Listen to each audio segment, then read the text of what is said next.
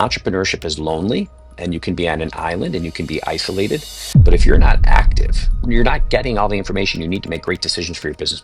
You went through purchasing a business. What's that process, that journey? We were trying to raise $10 million.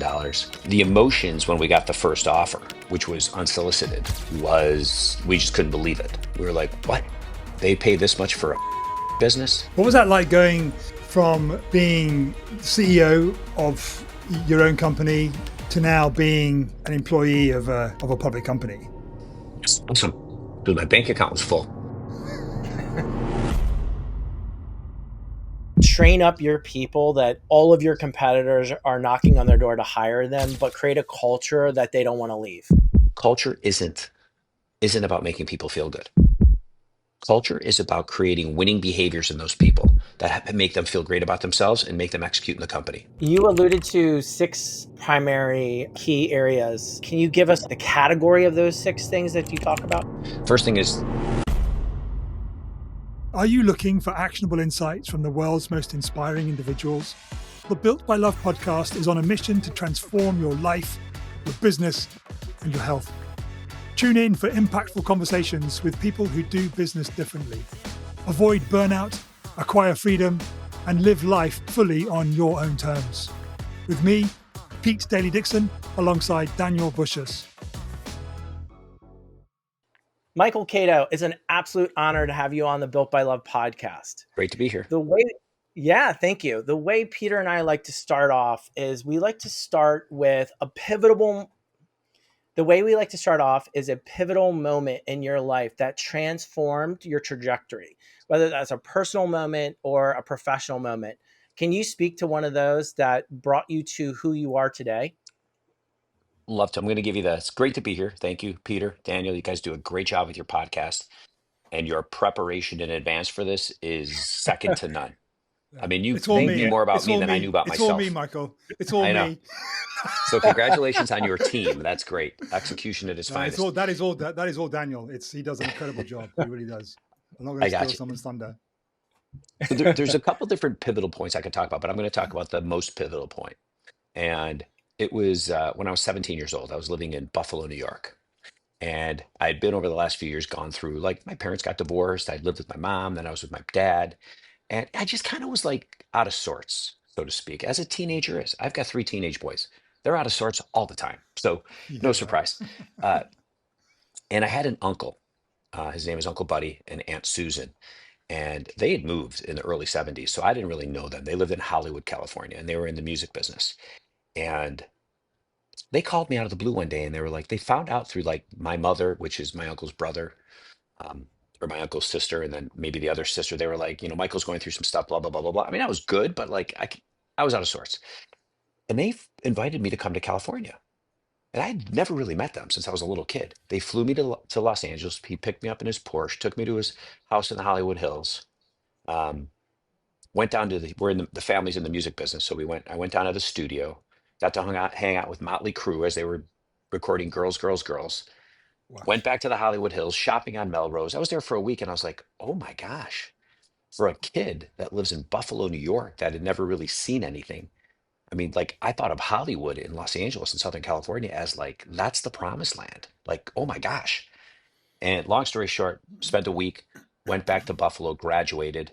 And 3 months later, I packed up all my stuff in garbage bags and packed it all in my Camaro Berlinetta and drove to California and couch surfed. But I ended up in Orange County, and that's the most pivotal moment in my life, and it's an emotional moment because I don't know what prompted them to do that. But now we're he's like a we're like best friends, father son. I mean, he has no kids except me, so we have a great time. That's incredible. Yeah. Uh, I got so many questions off that.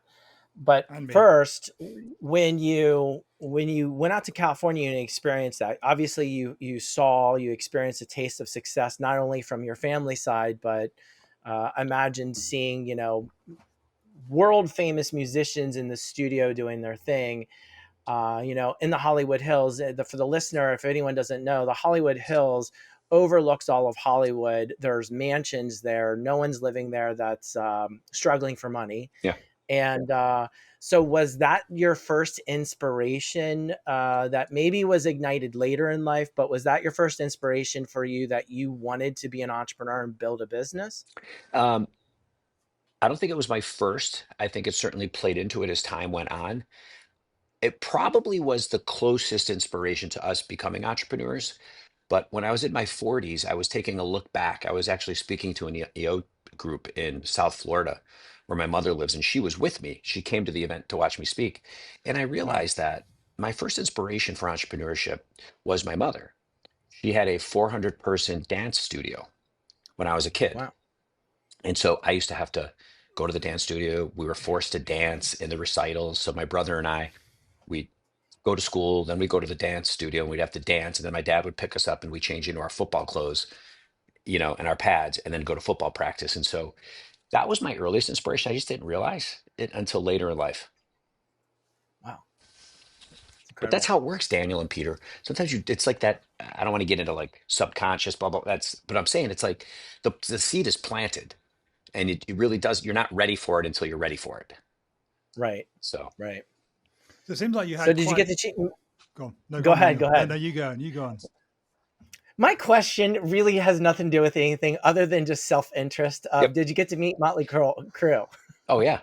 The only one I didn't get to hang out with was Vince Neil, but the other three I hung out with, like when they were like in between recording, I sit around and rap with them. I got to hang out with Vince Neil's girlfriend. And then I eventually met Vince probably 15 years ago. I was in Vegas and he was behind a red rope and I walked up to him and I was like, "Hey, Vince, my Uncle Buddy." And he was like, "Oh, yeah, tell Buddy I said hello, blah, blah, blah." And so I was able to say hello to him. This is like Do, do, 7 years ago, and I had a client that. So one of the companies I own is an event company, Yeah, and they're like, "We want to have Tommy Lee at our event. Can you do it?" I was like, "If you have enough money, we can do whatever you want, right. you know." And so we booked Tommy Lee to this private event, and he showed up, and obviously, and we hung out in the green room before he went on stage for this event. The most soft spoken, kind, polite person. Yeah, And then you hear in the news like rock and roll and yeah, whatever, and then you actually get to hang out with these people. I'm not saying everybody, but it's when you see the real side of people, like just it's the persona versus the reality. And yeah. so I got nothing but nice things to show say about the short amount of time I spent with them. So That's show great. business. It's all show business. Yeah, yeah. it is. Michael, just in the little bit you've been talking, it seems that you've had quite a strong artistic influence in your life with your mum running a dance studio and her brother, was it, being the Yep. musician. How hmm how do you express art, the artist in you? Yeah, I wish, when I was younger, I danced and I played the piano, but I don't really have that side artistic outlook. And, that I don't, that doesn't come out um, in me. The most artistic side of me is entrepreneurship, Mm. and so I do consider entrepreneurship creative and artistic in a lot of ways because Um, not everybody can do Amen. it or wants to do it. And my mind works very creatively in that space.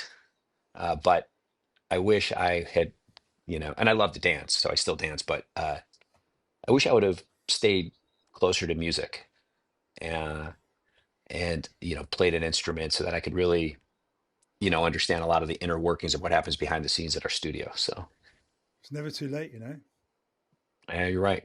You're right. That's true. That's true. I need a There's hobby. nothing like Yeah, well, I mean, there's nothing like when you're at an event or you're sitting around a campfire and someone pulls out, like if you're at an event, someone sits down at a piano and starts to play. Yeah, I mean, it's captivating, yeah, right? Completely transforms the room. Or you're sitting around a campfire and someone pulls out a guitar and starts playing. So there's a true art and a skill to that. There's magic to that. So yeah. it's cool that you know how to play the piano. It's been a long time, but yeah, it's you always have those dreams like, hey, wouldn't it be cool if we were talking about steakhouses earlier, and it's like I was with one of my buddies that was out, and we went to Mastro's in Newport, and we're in there, and there's a piano player, and this guy is a world-class piano player that puts on events in Canada, and he convinced the piano player to let him get back there. He went back there, and the restaurant went crazy, and so just that concept, like, doesn't that sound awesome to be able to do something like that? Anyways, At what At what point in your life did you start Restaurant on the Run? And was that your first business, your first venture that you started? I mean, besides when you're a little kid and you're washing windows and mowing lawns, yes. And I didn't even know I really wanted to do that. We were working in the hospitality industry as we went to college. And when I was 24 years old, I distinctly remember writing down my goals for the coming year on a post-it note, which I never really done before. And I write the normal ones that you write as a 24-year-old living on your own, going to college. But I wrote one goal that was really specific, and it would said, find an idea for a business. And I don't remember what inspired me to do that, but I wrote it down. I found the post-it a couple of years ago. I still have it. That's Wow. incredible. And 2 months later, my brother and his best friend fortunately came to me with an idea for a business. This crazy idea of delivering food from restaurants that don't deliver to homes and businesses. Think Uber Eats, DoorDash, Grubhub. And so we were just like, I was in that space ready to go. If they would have asked me a year earlier, maybe I wasn't, but I was at that moment. And we just decided to drop everything and take a shot at starting a business of which we knew really nothing about. Interesting. So you and your brother started that business along with, it sounds like, one other person, right? Yeah, yeah, his best friend, which I'm still there. We're all family. So this is really interesting. On one of our earlier podcasts, Clayton Mask, who started Keep, built it up to $100 million, and then just recently sold it. Uh, he started with a family friend, Scott Martineau, and then he even had one of his brothers, Jeff Mast, that was part of the company, and we actually interviewed Jeff as well as Clayt. And so my question to you is this, because I had asked them, how do you maintain the level of a relationship in your family setting when you're working together? And did you have, I guess it's a two-part question, Michael, were there boundaries that you had? Like, hey, when we step out of the office or office hours, we're not talking business. Like, how do you maintain that and keep it healthy? Because so many times, as you know, which we'll get to later in this podcast about the business now that you own and run, so many times things go wrong with founders and co-founders. So how did you maintain that relationship? Yeah, listen, preface this by saying we were in our mid 20s. They were in their young 20, they were 21. Okay. We didn't have anything going on. Like, which I always tell kids in college, I'm like, if you're even thinking of starting a business, start it in college. That's when you have access to capital, access to help, access to employees, and and that's what it's about. So for us, since there were no boundaries, we were so excited to be doing what we love. And we didn't have kids and wives. And so we were all in all day, 24 hours a day. We were always talking about the business, having fun, trying to figure out how to grow the business. But I'll tell you the one specific thing we did that kept us in alignment. Early on, um, we were fortunate enough to be introduced by a gentleman by the name of John Gorman, an older, been there, done that, top tier executive from Taco Bell. He was probably in his 70s, guys, when we met with him. And he would come and meet with us every couple of weeks and just listen to us and ask us questions. But he kept us aligned. He kept us figuring out, he kept us, if we were had debates or, disagreements, he was able to kind of like center us and keep us moving forward in alignment. So that was the first really good thing we did. The second thing we did that really helped us was we had one of those consultants knock on our door. Back in the day, consultants would go door to door and they try to like come into your business and, you know, convince you on the spot to hire them for the next couple of days and then charge you $10,000. Well, we were gullible and we did it. And, for a couple of days, they talked to everybody in our company. And as they talked to everybody, they asked them, how many bosses who's your boss? And every person in the company had answered with 2 to 3 to 4 names. And so from that process, we learned that people can only have one boss. And that meant that Anthony and I and Matt, my two partners, we had to decide what roles we were going to take in the business. We were rotating the president's title. But once we looked at everything, it was like, okay, Michael, you're the CEO, you're doing that job. Matthew was doing technology and marketing, and Anthony was all about sales and customer service. So we fell into our roles. So the combination of like knowing our roles and staying in our lane and having a mentor or a coach that could work with us, those are the two big things that allowed us to stay on track. You didn't start your business to be a full-time marketer. You started it to take control of your future and live life on your own terms, to earn abundantly, and to make a positive impact in this world. But somewhere along the way, funnels, lead magnets, landing pages, and email sequences became your second job. At Built by Love Agency, we get it, and we've got you. We specialize in done-for-you marketing that speaks your brand, sells your services, and brings in your dream clients without you lifting a finger. Whether you're ready to scale or just tired of duct taping your marketing together, it's time to hand it over to the pros. We've been in business since 1998 and have worked with over 1,000 brands, ranging from Fortune 500 companies to small businesses with visions to change the world. Our experience in what we do runs deep, and our multiple awards, accolades, and decades of happy clients shows what we do for our clients works. Visit builtbylove.com today to schedule your discovery call so you can get back to doing the work you love. An agency you'll love, results you'll love even more. Builtbylove.com. How did you manage to attract a mentor like that Yeah, at such a young age, great such an question. early stage of business? Yeah, he was. So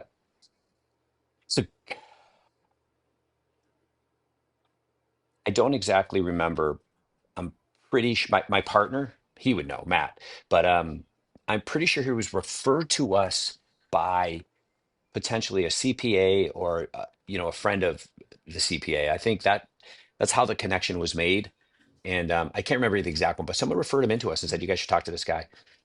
And Did he you pay? barely charged us any money. I was going to say, did you pay him for that mentorship, or was it a I don't think pro it was bono very kind of much. thing? Right. We gave him a little bit here and there, whatever he asked for. It wasn't about the money for him. I think I think as we grow older and more mature here as entrepreneurs, like, I don't know, speaking for myself, I relish the opportunity to interact with younger entrepreneurs and learn from them and stay close to the action and actually like help them.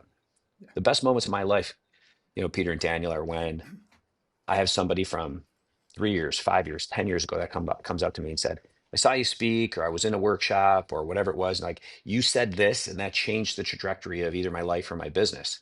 Mm. And Yeah, when that happens, like, that makes it all worth it. Yeah. Yeah. 100%. Eventually, you sold Mhm. Restaurant on the Run.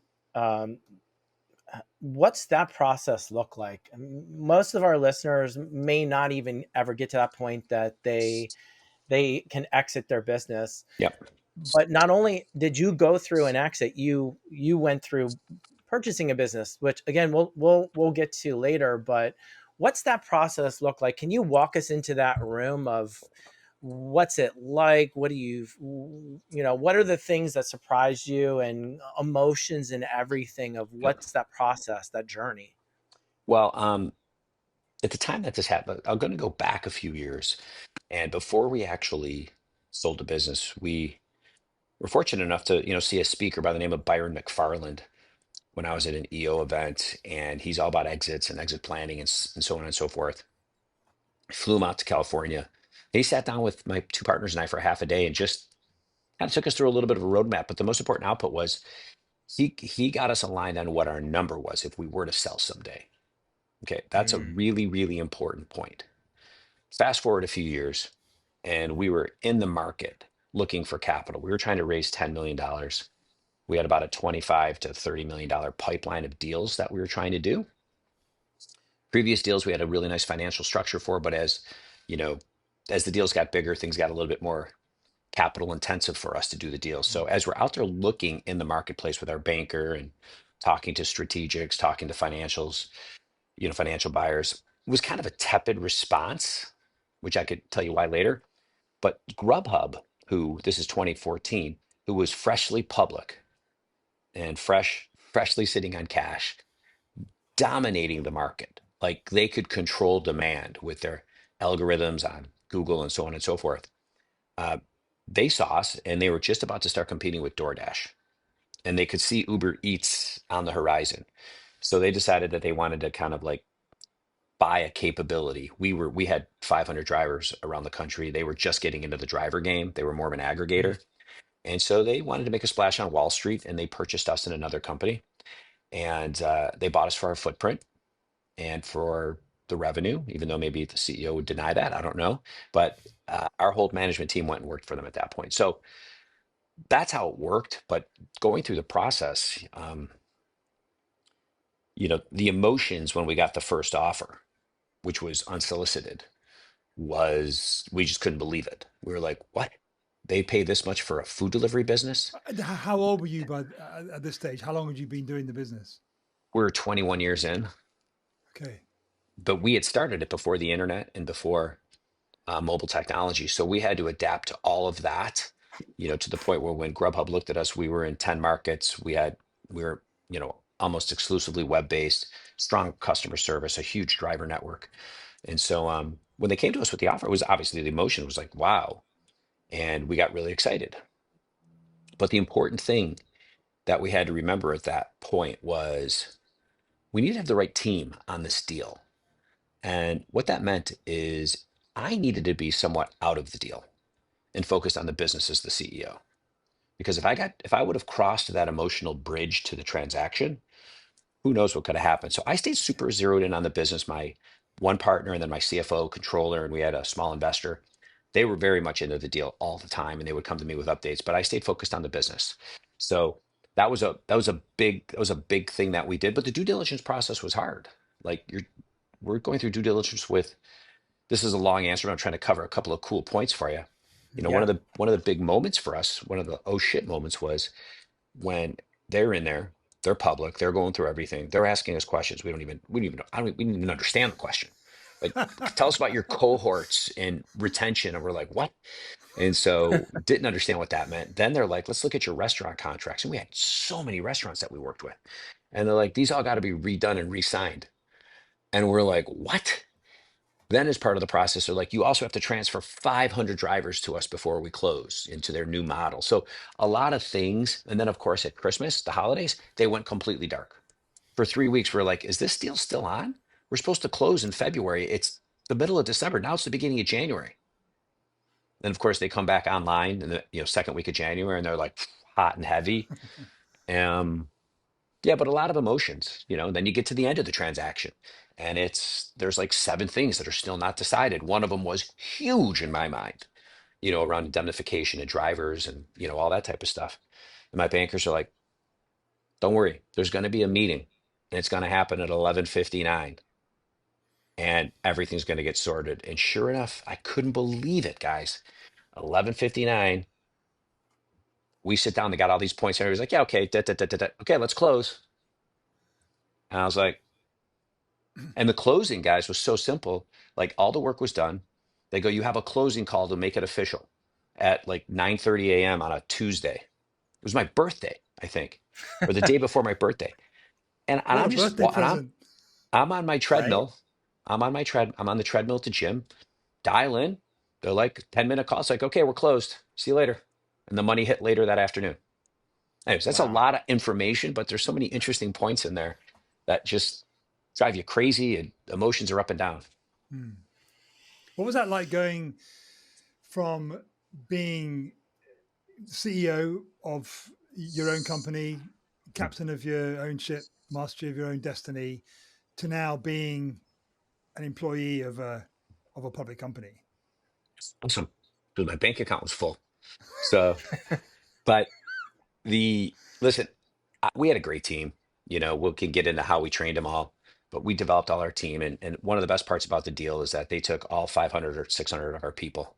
Some of them are still there. Our managers, our middle manager, everybody was very well trained and everybody was measured on a monthly basis. Everybody was goal setting on a monthly basis up and down the organization. So, um, I was, so that made it easier. And when I went there for that year, it was like I was out. Like they were like, I had a 2-year deal. A year into it, they fired me. They were like, "We don't need you.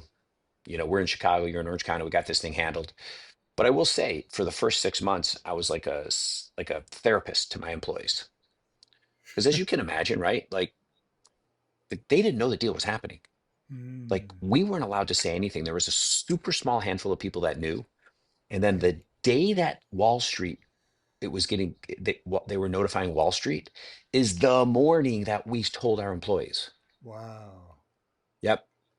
And so that was, we had to deal with that, and then everybody was scared, like, are we, are we good enough? Are they going to keep us? What's going to happen? And so I went through the process of negotiating their employment agreements, their RSUs, where they fit in the organization. And that was a lot of work. And so after a year, when they said we don't need you, I was like, okay, that's not bad. But I should have What, had the contract guaranteed, Peter. The 2-year deal was not guaranteed for 2 years. So I lost out on that second year of comp, which would have been nice for other reasons, which I'll tell you about later. yeah. One of the core pillars that we talk around on the Built by Love podcast is relationships, the importance Yeah. of good quality relationships in our life. And it seems to me that's a focus for you, that you were concerned. It seems to me that you were concerned about the employees that you'd hired and worked with and trained, and you wanted to make sure that they were okay. I think most of us, honestly, I think most entrepreneurs listening to this, if they were selling their business, one of the first questions is what's happening to my people. Yeah. I think good entrepreneurs that have built a good business. Now, there's some out there that are ruthless and don't care, but I think most entrepreneurs are worried about their employees and what's their future look like, because they're seeing you walk off, but they gave to you for so long that it was imperative that our people were taken care of. Mm. What is use a term there which could easily just be thrown away, that you said entrepreneurs that have built a good business. What does a good business look like to you? Um, well, good business to me is about performance. Listen, business is about results. Bottom line, results come down to accountability and developing your people. So when you combine performance with the how you do things, we'll call it, what built by love. Are your core values alive? Are you living by a code within that business that treats everyone as human beings? I believe in radical accountability in a company. Okay. But radical accountability isn't about consequences. Radical accountability is about celebrating wins and coaching people to better performance. It has nothing to do with terminations, which people think.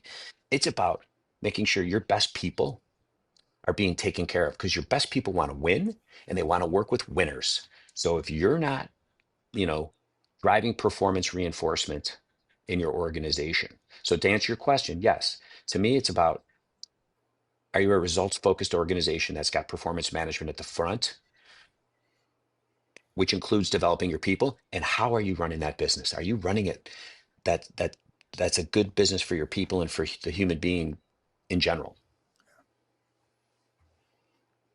That's my definition. You Yeah. you've obviously built a very successful business. You've sold a business. You own MAP Consulting, which we're going to be talking about. You're a part of EO. You're part of a young professionals organization, YPO. Mhm. You speak on stages across the United States, advise people, consult with people. So I'd say you are by default an expert in business and seeing the traits of what successful businesses have and where businesses fail. Vern Harnish talks about the peaks and valleys of death, right? Yeah. And for a business that's trying to grow and scale, what would you say is something you see across the board where they have failures, or where you know that they're going to fail because of something that's misaligned? Yeah. Couple things. One, they don't understand their financials. That's the biggest mistake we make as entrepreneurs. We don't understand cash. We didn't understand in the beginning. We were paying ourselves and we didn't really have money. But since we had a cash conversion cycle that we got all our money up front, every single transaction, we were building cash, but we weren't making money because we didn't understand it until later in business. So number one, they don't understand cash or their P&L. Number two, they're not measuring the right things. They're not measuring what we call vital factors. There's a million KPIs you can have in your business, but like as the CEO and the executive team, what are the 10 or 12 that are the ones you need to be looking at on a regular basis? Those are the ones that are either going to hold you back or propel you forward. So they don't understand their P&L. They're not measuring the right things. You could easily say without measuring the right things, they don't have process. I don't want to get into process, but measuring the right things is the starting point. Uh, Third thing is they're reluctant to surround themselves with people in their in their ecosystem that can help them get better, whether that be a coach, a mentor, whether that be joining EO or YPO. You know, Entrepreneurship is lonely, and you can be on an island and you can be isolated. But if you're not active, um, in the ecosystem. That also includes industry, your industry ecosystem. You're kind of like you're not getting all the information you need to make great decisions for your business moving forward. Those are three easy low-hanging fruit ones. You've built the business, you've made the money, but deep down, you know that's not why you're here. You're here to rise, to embody elite health, to deepen the love you give and receive, to lead with purpose, to leave a legacy that outlives you.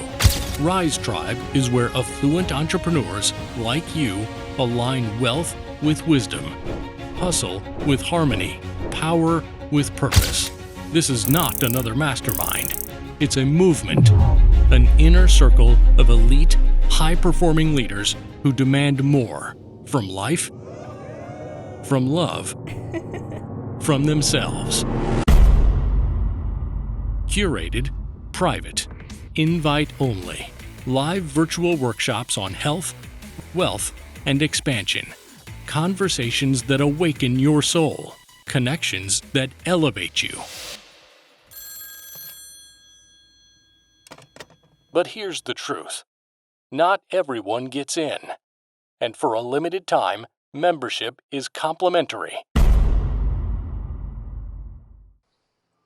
That makes sense. So you sold Restaurant on the Run, Hmm. flush with cash. You're there for a year, Hmm. and then you're gainfully unemployed. Yep. Uh, I would argue you probably didn't have to work again for another day in the rest of your life. But then you step into deciding to buy another business, which Hmm. is Map Consulting. What was that journey like? What inspired you to do that? And kind of, can you unpack that story? Because you bought, instead of founding another business, you bought a business, Yeah. and it was a business that had been around for a very long time. Yep. So can you, Yep. what were your thoughts? Well, first thought was after I got fired was I had no income. And regardless of how much money you have put away on your balance sheet, you're still pulling from that. So negative cash flow at the house never feels good. So one of the mistakes I made was I had a year to prepare to make sure that when I was out, I had something to fall back on as far as something fun to do where I'd make money, which in my case would have been working with other entrepreneurs. But I didn't do that. So that's lesson learned.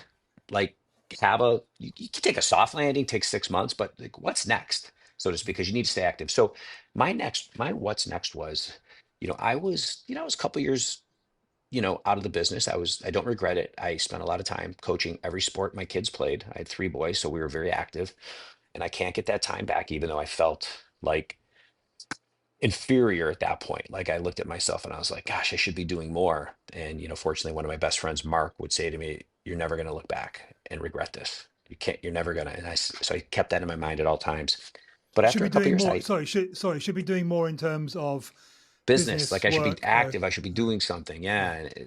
Anyway, so listen, I knew that my second company was not going to be something I started. I wasn't interested in starting a company. I wasn't necessarily I couldn't be an employee. So I was a client of MAP for 15 years. And I won't get into that whole story how I found Matt, but you know, for 15 years, like, we figured out how to run a business. We trained all our managers so that they were super employable. I mean, we had a real business that was predictable and scalable. And so after a couple of years of kind of thinking about what I'm going to do, I realized that when I get phone calls about business, I just talk about what we did with Map. So Map being a 58-year-old company at the time, I circled back to them and I said they were employee owned. I said, we had a conversation and they were looking for, like, who's going to take this legacy company and build it to the next level. And that's where I came in, and I was already sort of part of their brand because I told everybody about it and introduced him to EO. And so we put a deal together, and that was 7 years ago. And for the last 7 years, I've been working on what I consider, I would never say it's a passion project because it's a business that I'm passionate about. And we really want to scale it globally and leveraging technology and, help Map do for other entrepreneurs like they did for us.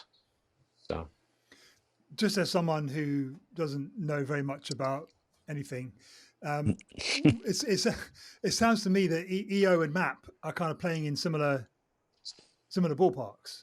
What's the EO distinction? is EO is my peer group, my community of entrepreneurs, and CEOs that I connect with. You are who you hang out with, as they say.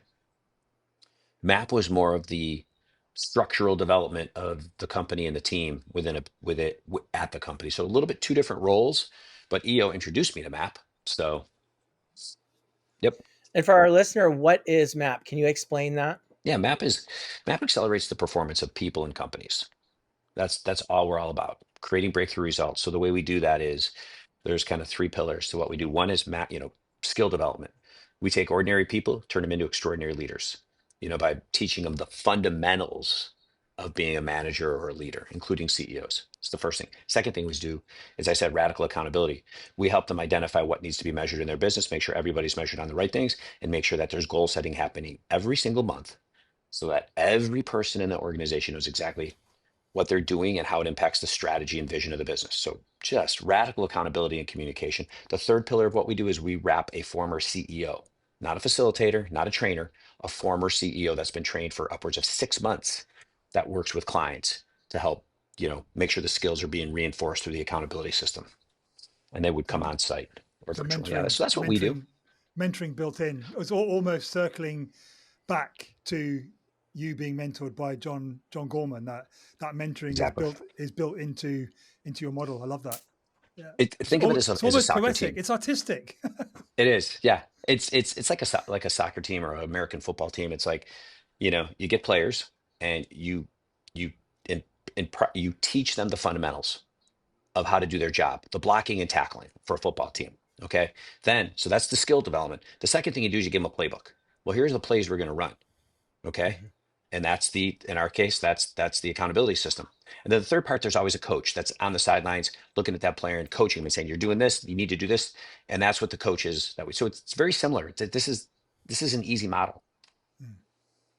I mean, you talked about scaling it. Is that on a franchise basis or just going into new territories?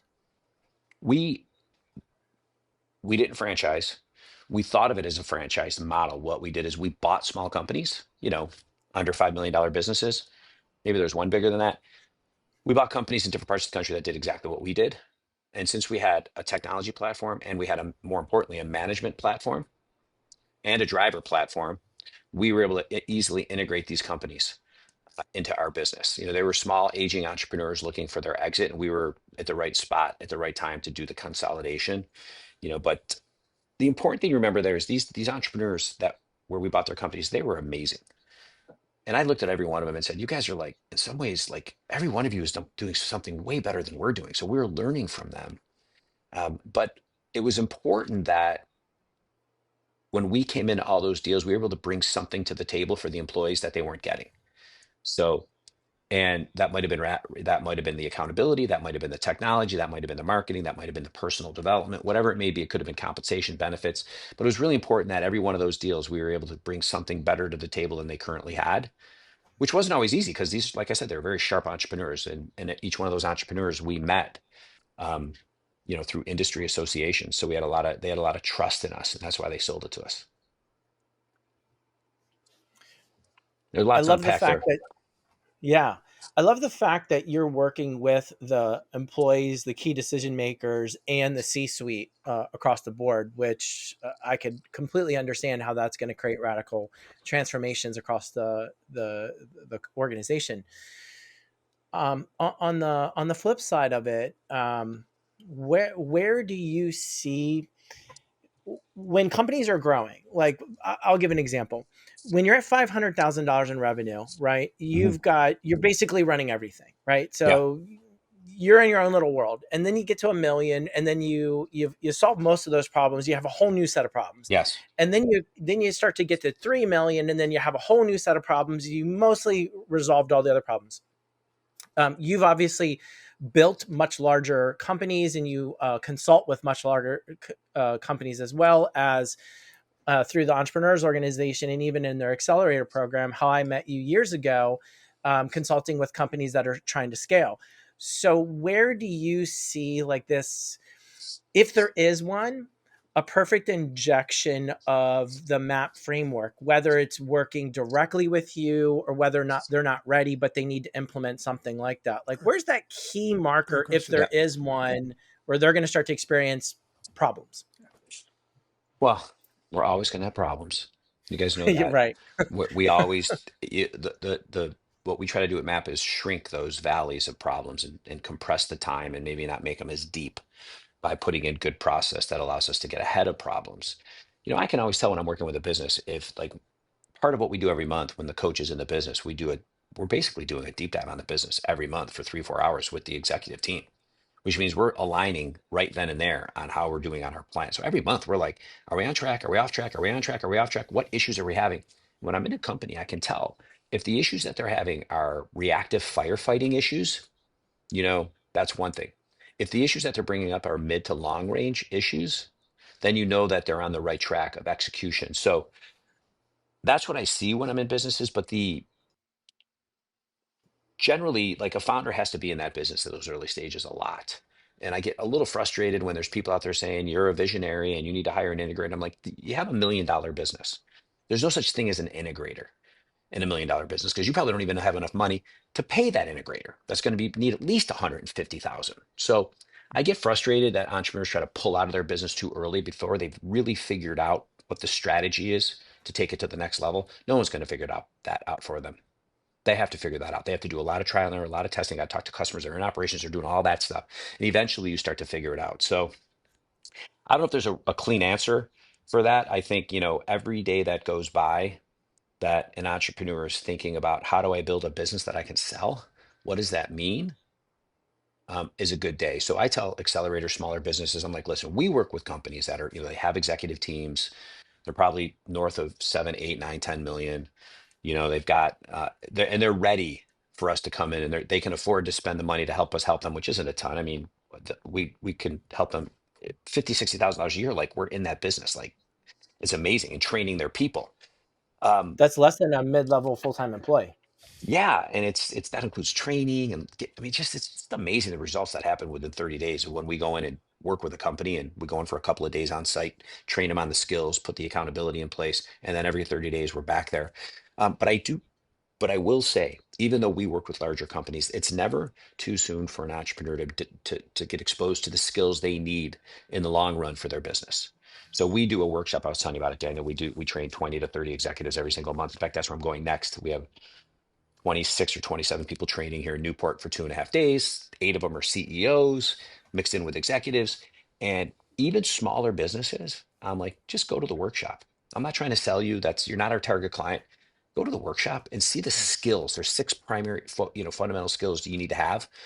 Come and start exposing yourself to them so that you can start layering in some of these learnings immediately on your business. So, anyways, I know it's a long I, answer, I but we love long answers on this podcast. The more mm, guests talk, the better, because it means that value is being delivered to the listener. Are you in the UK or other countries, or are you purely in North America at the moment? North America based, we have clients around the world that, they have employees in different parts of the world. And so the nice thing is with our technology platform, I'll go in once in a while, I'll go in and I'll be like, it's 'cause the main thing we do every month is we run a monthly meeting. It's called the Vital Factor team meeting. We work with the executive team and we do what's working, what's not working. Let's look at your scoreboard. Let's problem solve. We have a structured process for that. And then let's review everybody's goals and set new goals. Well, eventually what happens is once we implement it at the executive level, they start doing it in all the other departments. So every once in a while, I'll go in to our tech and I'll be like, oh, look at all these meetings being run all over the world by a couple of our clients. So it's pretty fun.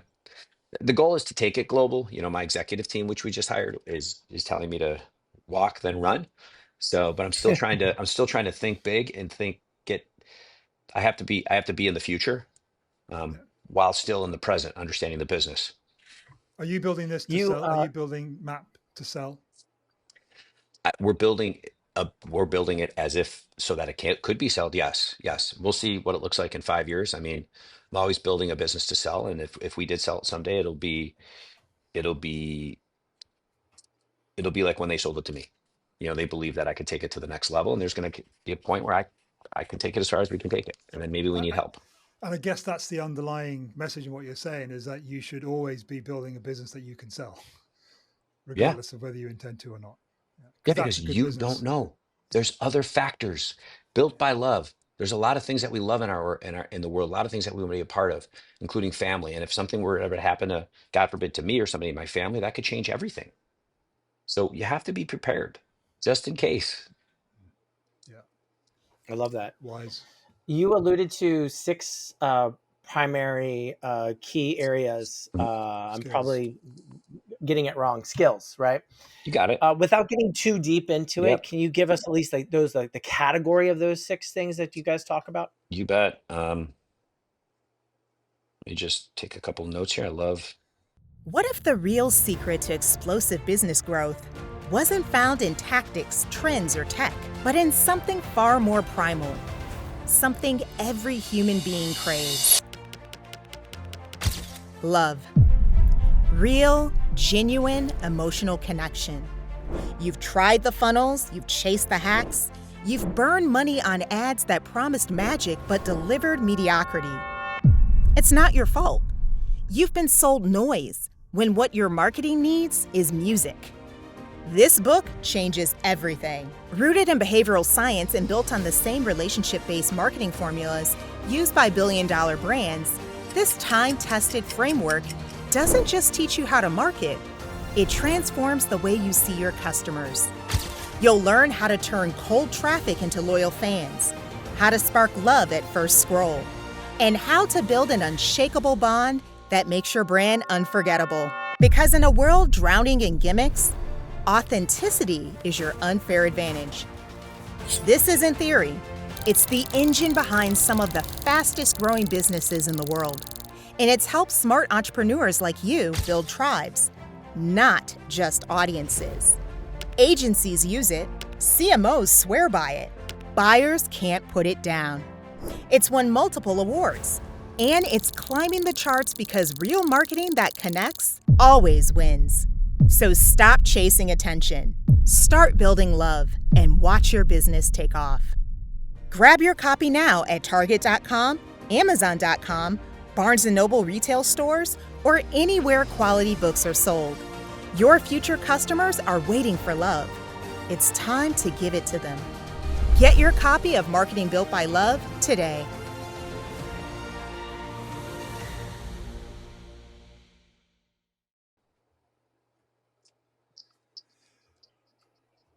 Daniel's too Okay. coy. Daniel's too coy. I want the precise fucking skills, man. Like Yeah. name them, detail them. Yeah, I get it. I get it. I get it. Listen, there's six things we have to get right as I call them managers in a company. First thing is leadership. You got to get leadership right. Second thing you got to get right is communication. I can circle back. Third thing is people. Okay. Fourth thing is planning. Fifth thing is are you structured, organized the right way? And number six is controls. So leadership is what you think. Okay. It's about inspiration. It's about coaching your people. Okay. It's about giving your managers the skills to be able to do that. Communication is, are you communicating with clarity? We have a great little tool called a feedback loop or a communication loop. So like it's one thing to talk, we all talk, but do the people we're communicating to understand it? Do we have a goal of what we're trying to do? So really be intentional about how we communicate. The third thing is people. Like, do you know how to get the right people? But most importantly, do you know how to onboard the right people so that you have an onboarding plan so that you can figure out within 60 days if you've made a mistake? Okay, that's people. Once you get those great people, it's like, well, as a CEO, you have a vision. What's your plan? Are you planning with these great people you just hired to close that gap between reality and the vision? The fifth thing is organized. So that's not only your structure, but does every person they understand how they win on a day-to-day basis? Do they all understand what they're being measured on? And then the last one is controls. And that to me is all about performance reinforcement. Are you taking a pause in the business every month to evaluate the performance of your people, your teams, and your individuals, and your company, teams, individuals? And that's the sweet spot, that performance reinforcement where you're coaching them to success, asking them for corrective actions when they make mistakes, helping them problem solve, not doing their job. You're empowering them. You're not letting them put it back on you. You're empowering them to be the best version of themselves. So those are the skills, and there's little tools within each one of those. But if a manager, it's kind of like in a business that you talk about capabilities of a company. When you have specific capabilities that reinforce each other, that is what causes differentiation in a company. That is what makes you hard to copy. That's what drives enterprise value. It's the same thing for your leaders and your managers. If you teach them the skills that reinforce each other and they're using them, when they use one, it's impacting another. They're going to develop people, and ultimately the business is going to build. And they themselves are going to be differentiated, just like our people were when they went to Grubhub. They weren't fired. They were kept. Sorry, passionate. Well, I was just going to crack a joke and say, personally, Michael, I think you should get off the fence and just be a little bit more Yeah. certain about what you're It's just passionate about. it's just frustrating because like we need to get our shit together on this issue, meaning like Gallup wrote a whole book, and the purpose of the book, the subtitle of the book is the single greatest factor in the future of your business is the quality of your managers. Train your man, and I hate the word training, I hate the word manager sort of, but like get your people skilled up so that they can be so successful and more importantly make their people successful. Yeah, We don't train that. We train them on answering a phone, we train them on going on a house visit, we train them on whatever, but the managers don't get trained on how to be great leaders. yeah. And just I coming to love the that. real heart of the matter, you're talking about love there, because the whole idea of both seeing the potential in someone and helping them be, your words, Michael, the best version of themselves, that requires love. That requires empathy and Yeah. compassion and love, Yes. ultimately. 100%. I don't want people around me or in my company that aren't looking at everybody in the organization and saying, how can I help them get better? You know, do we have the servant heart? And that's what it's about. Like, it's not about like we have a big ground rule called if you're going to have radical accountability, you have to have one clear ground rule, which is attack the problem, not the person. Mm, Okay. That's the bottom line. We're all going to find people that don't fit our core values or aren't performing. That's yeah, fine. Coach them out, help them find their superpower and go use it somewhere else. Okay. But we have to have that kind of love, if you want to call it that. Now I'm a big believer in like, I'm friendly, but not friends. Like you can't cross the line as the CEO of a company or as leaders. You've got to have those boundaries, but that doesn't mean you can't have love and care and empathy and compassion and help those people be their best. yeah, They'll never yeah. forget you. No. So it sounds like you believe. I don't know exactly what this how the saying goes, but it goes something like train up your people that all of your competitors are knocking on their door to hire them, but create a culture that they don't want to leave. I think that's a great way to say it. Yeah. Yep. And it's If that it's if not that the if yep. I was going to say, if that isn't the way that it said it should be, because I thought that was Yeah. on the money. Listen, I'll give you something controversial. Okay. Culture isn't about making people feel good. Culture is about creating winning behaviors in those people that make them feel great about themselves and make them execute in the company. Okay, you can make people feel good all you want, but if you're not making them feel good in the truth, you have to have empathy and compassion, all that stuff. Okay, but it's about winning, and your best players want to work at a company that's winning, and they want to win. Yeah, That's what matters. So drive those behaviors and do them in the right way. yeah. I don't know if this is a dumb idea or if I go hire Map, if you guys say you're doing this all wrong. But one of the things in my company I've been doing for the last couple of years that has been really profound, which is kind of speaks to this, Michael, is just out of my own frustration is I said, you know what? It sounds like as I'm talking to employees at the end of the day, like on a Friday, like, what are you doing? Like, blah, blah, blah, blah. Is they didn't really have goals in their own personal lives. They didn't seem like they really had any kind of like navigating, like what are they doing? Why are they doing it? Where are you growing into or anything? So we create every year a whole annual goal planning where we get into these categories of like, what are the things and the experiences you're going to do? What are your financial goals? Yada, yada, yada.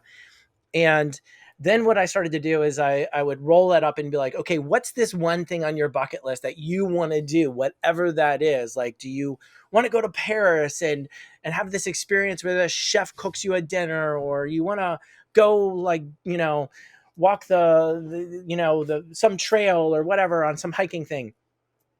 And then tying all of their performance goals back to that thing that they want to do was one of the biggest levers that I saw excitement and passion, and everyone was Right. aiming to do Yeah. that. Whereas where I was talking about like, hey, you're going to get this bonus or this raise or this promotion, and they're like, okay. But the thing, which would likely be way less expensive, which is whatever their thing was, like really brought them to life. So I don't Yeah. know if that's a horrible idea, but it speaks to the passion and the things that they love to kind of get in there. So again, I don't know I if you're think saying that's the worst idea in the world. No, I think there's so many things of what you just said which are great. because it all plays into radical accountability with celebration, not kicking them when they're down. And so, uh, first of all, I think any company that can have a culture where the boss or the CEO says, "Hey, what are your goals for the next year? Let's talk about them." And then maybe talk about those goals with them every single month, like you do in the business. Same system you use in your business can work in your personal life. Okay. You can still set goals every month or set goals every year and then check in and say, what are my actions this month, this quarter to help drive towards that? And if you're encouraging that and giving them a framework, I would say 90% of those people aren't setting personal goals. And the fact that you're doing that makes you a wonderful employer. As far as the other side, which I call dream making, like you're asking for their I dreams love and that. figuring out how you can make that happen. And the best companies do that. I know of, I was just reading about a company called, I remember his name's John Ratliff, and he had a call center, and that's a pretty difficult business. And performance Mm, was low. He's having challenges, turnover, all this stuff. He made two changes, but the main change he made was he asked everybody for their dreams every year. And then throughout the year, he would he would try to make some of those come true. And everybody saw that. That drove retention and everything else. So I think it's a great idea. I love it. I don't know. I think I should be doing more of that.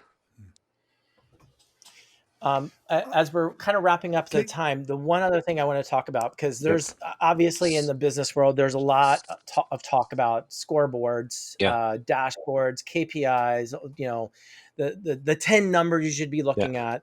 And every business is unique and every business has their own set of, things that they need to be looking at. But overall, are there some general ones that the listener should have an eye on? And each thing unique to their business obviously is going to be unique to their business. Yeah. But if there's like a piece of sage wisdom or advice that you could leave our listener of like, hey, if you don't have a dashboard, or if you do have one and you don't have these things, you Mhm. should add them on. Um, I know that's a tough question no, to no, it's not. answer. No, it's not. It's not. There's three things I really want that I'll point out. Number one is you got to have a clear strategy for your business. And strategy can be defined. It's like four or five different choices you need to make. Who's your customer? What's your value? What are your capabilities? You know, what are the systems you're using to support it? Like you gotta understand strategy and have a clear strategy that is intentional, that you've made choices, hard choices. That's going to make you hard to copy and make you remarkable. Now, I will say this as entrepreneurs, while we may not be going through the process of the questions and making the choices, we're doing it in our head. Like that's how we think intuitively. But you take your game to a whole nother level when you say, what are these specific choices we're going to make that are going to be, they're going to evolve a little bit as we go on. That's the first thing. I don't think we do enough of that. The second thing is what helps great businesses is you got to hire great people. And the CEO is responsible for the executive team. And they have to stay focused on that. They can't abdicate that. You have to get the right people at the executive level that, share your core values, but share that personal accountability trait that all people need to have in a business.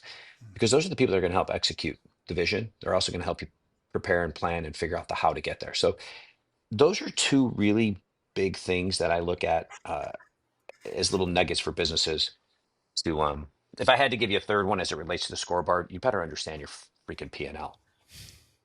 You better understand what that is, and spend some time on your cash conversion cycle. Spend some time figuring out how long it takes you to spend a dollar before you get it back in the business. And the best companies are, an old example is someone like Dell, where they don't spend any money until they get the money from the customer. Customer pays them. 4 weeks later, they get whatever it is, they get a computer. They build it, send it. I mean, it's an old model, but you can understand. mm, Even DoorDash these days, if you order from DoorDash, you're paying the minute you place that order. Well, guess what? The employees aren't getting paid till a week later or 2 weeks later, and the vendors aren't getting paid for probably 3 weeks. So you're compiling cash. And a lot of us as entrepreneurs have problems with cash. Yeah. Okay. So, anyways, mm. little tip, something that we could keep going. We could go on for an hour and just We, break down w- everything right now if we want. But hey, we I got other know things to the do. yeah. Daniel said you did have a hard stop. I'm not quite sure what that time is. What time that was. Hmm. But I did just want to ask about when I see multiple copies of the same book behind a guest, I kind of make an assumption that it's their book. I noticed that you've got two different ones. You've got the sort of purpley pink ones, and you've also got the gold and red ones up at the top. You can see the pink ones? Yeah. Oh, okay. Well, the gold and red ones are a book that, Map has written two books, one called Vital Factors and then one called The Disciplined Leader. Can you I'm hold it writing a up just book. so anyone watching, Yeah, so yeah. the what viewer? Okay, now This is a I'll great just book stop. by John Manning, The Disciplined Leader. It's about discipline in yourself, your team, and your Yeah. company. I've heard And of what's John great about Manning. it Is he is the M of Map? he was the former president of the company. He was Yeah, number seven. I've heard of John Manning. And it's it's like 52, it's like one a week. Just great things that you can do, kind of like the Peter Drucker book on, that you can read every day. The other Disciplined book leader. I here, love it.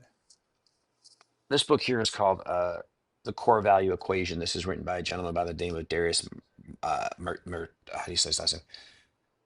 Merchandis. It's hard to say the last name. Good friend for him. Never could say his last name.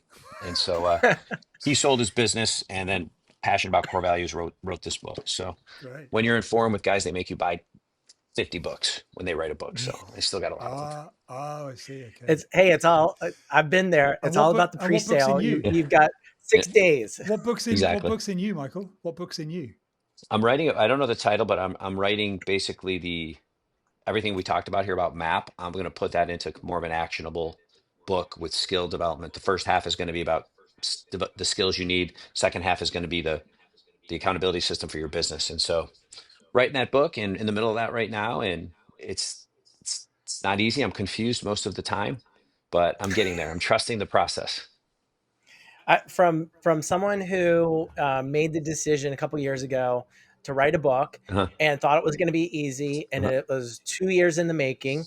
I congratulate you on going on that endeavor, and also I empathize with you. If there's any help or support I can give you along the way, because I say to everybody, like, I'm a nobody. I don't have a million followers. I'm not famous. I'm not on some TV show. But my book is sitting in store shelves, even though I'm old school. So I do go into a Barnes and Noble. Hmm. My book is sitting on Barnes and Noble store shelves across the United States. So if there's any advice I can give you, if there's any value I can give to you, by all means, I'd love to, because you sharing your wisdom with the world in the format of a book is a special experience for the reader, and it's going to help to transform lives Yeah, that you may not personally have the opportunity to meet and impact directly in person. that's the goal. That's the goal. Yeah. I love it. As we're wrapping up, Uh-huh. is it a myth that there's a imbalance, or that you can have a balance in life and business? We always ask that question with certain guests, and for example, one of them, Iron Cowboy, Mhm. said you cannot have a balance, but you just have to know once you lean in and you're in the imbalance to go back. And then we've had other highly successful people that said you absolutely can have a balance and there's boundaries. There's no right or wrong answer. What's your take on that for business growth, family, personal health? Yeah, I think they just have to be integrated, and that's there's no such thing as balance. It's integration because sometimes you're going to have to lean heavier into business because there's things going on, and as long as you have communication with your spouse and your kids, and they know that okay, this is one of those moments, that's great. So, but the key to integration for me, um, it's about having the right routines in your business, in your life, the right habits in your life. What everybody does their own thing in the morning, everybody knows when they work best, but having routines, especially around, I like to talk about the 360-degree entrepreneur. There's like it's like think of a like a dartboard, the bullseye, the middle where you get all the points is you, the next one is family, the next one is business, and the next one is community. So um, Love it. are you healthy? Are you fit, ready to tackle the world every day? Um, because if you're good here, you're going to be a better husband and a better father. If you're doing those two things right, you're going to be better in business because I don't know anybody that goes to business and is their maximum self when those other two areas are a Yeah. mess. True that. And then the True that. last one is community. If you're doing well in all those areas, it's an obligation in my mind to give to your community and help, the world. But those little rings that are in between each of those four areas, those are the habits you have in your life. Those are the routines you have in your life that are going to keep you on track when things get tough. And you don't have to have a lot of them, but you have to have some of them. Yeah. So that's my answer on it. It's a great answer. Yeah. Peter, there's a famous question you always ask, and I don't want to take your thunder from you. Uh-oh. So is there anything that we haven't asked you that we will kick ourselves for not asking once Let's see. the recording is finished about any aspect of the four pillars of being an entrepreneur. Yeah. I'm going to say this. This is what I tell my kids, and I've spoken to entrepreneurs about this. There's three things you got to get right in life. You got to remember these rules to live by. Number one, you are what you think about. So think big. Number two, you are what you repeatedly do, as Aristotle said. So make sure your daily actions match up to that thinking big and where you want to go. And number three, you are who you hang out with. So make sure you're with Mhm. positive people that love you and care about you and that you both want to see each other get to the next level. I think if you can live by those three rules, it's going to impact your life dramatically. I love that. I love the fact there's That ancient is wisdom wisdom. in there as well, right at the center of Yeah. that. Yeah. You are what you repeatedly I do. really should. I should take the first one and the last one and trace it back to an ancient philosopher. That's what I need to do. But I guess there's somebody that can help me. Her name is Mr. Chat. His name is Mrs. ChatGPT. Yeah. Where can our listener, if they're listening, they're inspired by you. I know I'm inspired. Where can they find Map Consulting? And is there a specific kind of customer or industry that you work with? Yep. You can find us at mapconsulting.com. And my email is MC, as in Michael Caito, at mapconsulting.com. I produce a lot of content on LinkedIn 2, 3 times a week. So there's a lot of stuff there. You can find me. Last name is Caito. As far as our target customer are, we work with a lot of different industries. We have a tremendous amount. We're very deep in the home service space, which I think is a massive market moving forward. But our process works we're industry agnostic. Typical companies have an executive team of, 5 to 6, maybe 20, 30 employees in their business so that they can fully leverage what we're going to train them on since we work with the whole executive team. So kind of the target where we're at. I mean, a smaller business, we've got a new product, where they go to our workshop, get trained, and they get into a small mastermind group with peers. So, but that's how we work. And with the smaller business for this new product that you're rolling out, Mhm. what's a sweet spot that they should be either in staff size or revenue or challenge that they're facing? I mean, it should probably be over no less than $1 to $2 million in revenue, and probably, you know, I don't think they should definitely have a few employees, not like just themselves. There's other programs for that. So probably 10 people. And they would go to the workshop and then they'd move into a small mastermind group for 3 to 4 hours a month where there's skill development and accountability. Right. So, and peer-to-peer learning. You guys know some of the best places we learn our stuff is from our friends that we hang Yeah. out with that Yeah. are entrepreneurs and CEOs. And smart from a business growth perspective to have a product for people that you can train them to become clients of your kind of more flagship product. It's a little bit of a pipeline play, but it also is, living our purpose of helping, companies accelerate performance. And it's really important though that like if you're listening to this and you're an entrepreneur, I'm not sitting here saying we're going in a bunch of different directions. What I'm saying is when we shoot for our bullseye client, there's others that hit the board.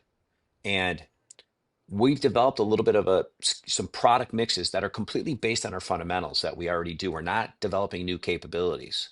And so it's important that we're just looking at beta testing to see if this works, um, which I think it will. But we're I not. think you have a home run product. I Selfishly, if I say that, I think you have a home run product. There's a thank you. lot of programs out there, accelerators that'll get you to $1 million. There's a lot of networking groups. There's a lot of masterminds. Entrepreneurs are usually in multiple organizations or associations simultaneously, Mhm. and they all have different aspects. But what Map Consulting is doing in the hey, you're over $1 million and maybe you're under $5 million, Yeah, there's really nothing out there, in my opinion, that's out there like that are going to help them go through those doldrums. Because once you pass $1 million, you have a whole new set of problems, and yeah, everything that you were doing to get to $1 million does not work when you're after and you're already surpassed $1 million. And what's going to get you to 3, 4, 5 million dollars is going to be a whole new set of skills and may not be the yeah, same amount of people that you already have in your organization. And that's where you've got those emotional factors of, well, Jane Doe or John Doe is great, and I don't want to get rid of them. And I'm trying to force them in this role, but they're not really designed for it. So yeah. I think you guys have a winner on your hands, and you're And going to transform thousands of businesses across the world. Yeah, sometimes, like this is why I say you have to be close to your client. You got to be close to your people. You need to inspect what you expect. You can't be a CEO that's not involved in the business. We see these things because we're close enough to understand it as a founder, as a CEO. And this particular new product is, what I like about what you said is it combines three things. It combines an expert or a coach. It combines accountability, and it combines the expert is for skill development and coaching. Accountability is the second layer, but the third is peer-to-peer learning. And there's Yeah. not many groups where you get all those things together. Like Vistage, you get two. EO, you get one or two. Um, but to get them all in one place for the smaller entrepreneur who really needs it is important. So Yeah. yeah, good point. I like Good. that. Yeah. Absolutely. With you. Michael, any final words? It's been an absolute pleasure and honor to have you on the podcast. It, Listen, I think we covered a lot. I always like to tell entrepreneurs to stay focused. Stay focused on the right things. Don't chase shiny objects. Understand it's one thing to get focused, but it's a whole nother thing to stay focused. Okay, that's the hard part. And so stay focused on that. Thanks so much for listening to this episode of the Built by Love podcast. If you found the conversation inspiring or helpful in any way, then head to builtbylove.com/podcast and make sure you're subscribed to our email list. Please also take a few minutes to leave us a rating and review wherever you get your podcasts, and share this episode with a friend that you think it might help. Each review helps us to spread the message of love to more people. See you next time on the Built by Love podcast.